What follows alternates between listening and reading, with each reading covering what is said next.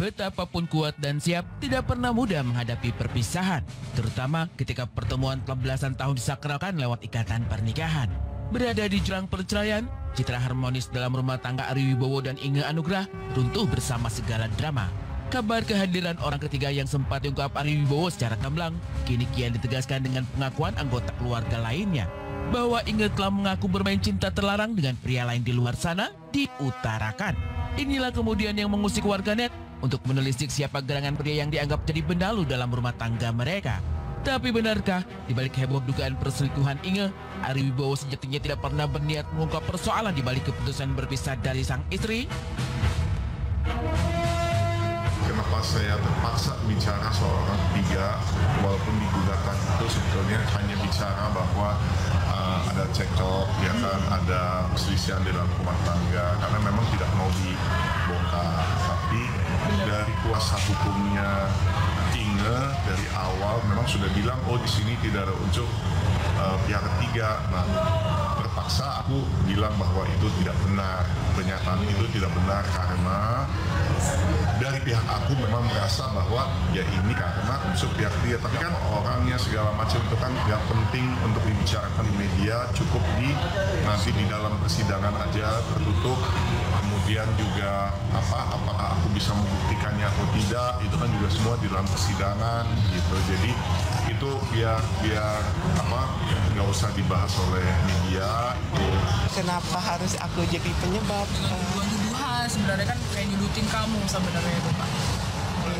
Again, mau disudutkan, mau diomongin apapun, nggak apa-apa. Mau aku baik-baik, mau aku nggak baik, orang-orang tetap akan ngomongin juga. Jadi aku lebih fokus sama diri sendiri, mau move on, next chapter udah di depan mata gitu. Bergulir hingga ke pengadilan, di mana sidang mediasi tak membuahkan hasil, kisah hampir 17 tahun silam kembali diungkit ke permukaan. Perjanjian pranikah yang dulu disepakati bersama, belakangan menjadikan Ari Wibowo bulan-bulanan warganet jagat maya. Sebab Inge mengutarakan getir bahwa ia tidak mendapat apa-apa jika pada akhirnya rumah tangga mereka benar-benar karam di tengah jalan. Sebuah pesan agar para wanita di luar sana jangan terlalu bucin saat menyetujui perjanjian pranikah dikembangkan sebagai wujud kekecewaan di masa sekarang. Lantas apa kata Ari Wibowo ketika perjanjian pranikah dengan Inge terus menjadi magma pembicaraan? Aku aja sedih gitu, kita nggak ada yang kepikiran cerai gitu ya kan. Ada netizen yang bilang, oh berarti harta perjanjian pranikah tuh artinya dari awal udah punya niat jelek gitu, udah punya niat untuk pelit, untuk nggak mau, sama sekali nggak begitu kan. Itu sama-sama kita menyetujui kok gitu. Dan seandainya Inge pun berkarir dan dia punya aset, ya bagusnya saat seandainya nih kita pisah nih, tidak ada rebutan aset apa-apa gitu ya kan, aset dia, aset saya, dan baik-baik aja, sah-sah aja. Bukan untuk apa gitu, karena emang cinta. Jadi cuman ya namanya wanita di luar sana, jadi jangan terlalu kecil ya. Soal perjanjian pranikah hingga pengakuan pihak Inge mendapat nafkah lewat kartu kredit dengan limit terbatas membuat stigma pelit seketika lekat pada sosok Ari Wibowo. Tapi benarkah selama hampir 17 tahun bernaung di satu atap yang sama, Ari Wibowo tidak pernah melarang bahkan mendorong Inge untuk tetap berkarir mengejar segala impiannya? Semua ini kan pilihannya Inge juga, dia mau memang waktu anak baru lahir, memang kesepakatan saya dengan istri adalah aku bilang udah aku aja yang cari uang, kamu fokus ke anak-anak, karena kan masa pertumbuhan, ya kan, secara emosional supaya anak-anak tuh juga dapat perhatian yang full 100%.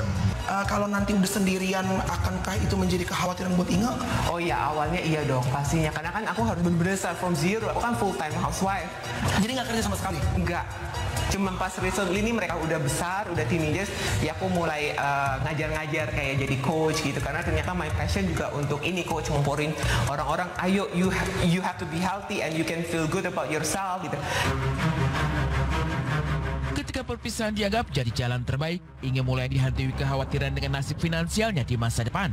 Sementara Ari Wibowo harus berjibaku, bergulat dengan segala nada sumbang berisi komentar miring yang menudingnya terlalu pelit sebagai seorang bintang ternama.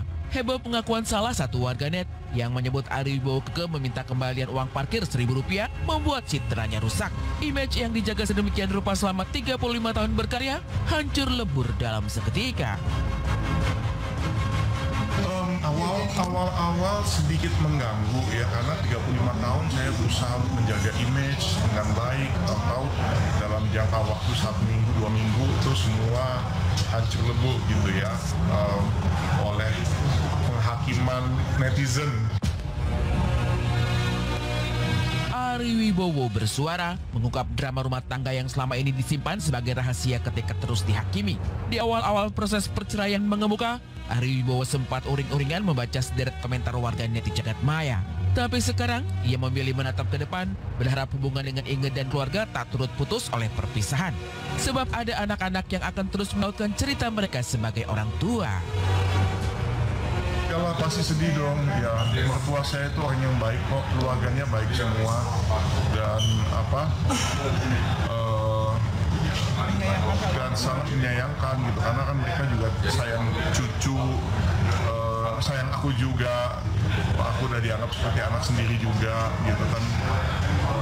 Dan saya udah bilang sama mereka, apapun yang terjadi, kita tetap saudara.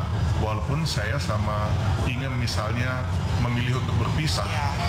Ya dia memang orangnya sangat-sangat sensitif sih. Dan dikit-dikit juga dia gampang ngewek. Tapi kalau yang kemarin nangis sih aku rasa, dan dia juga bilang sih sebenarnya karena dia overthinking kan. Oma-oma biasa deket banget sama cucunya. Jadi dia kayak takut nanti jadi jauh sama cucu. Jadi nggak bisa sebebas-bebasnya seperti kemarin-kemarin ini, gitu aja.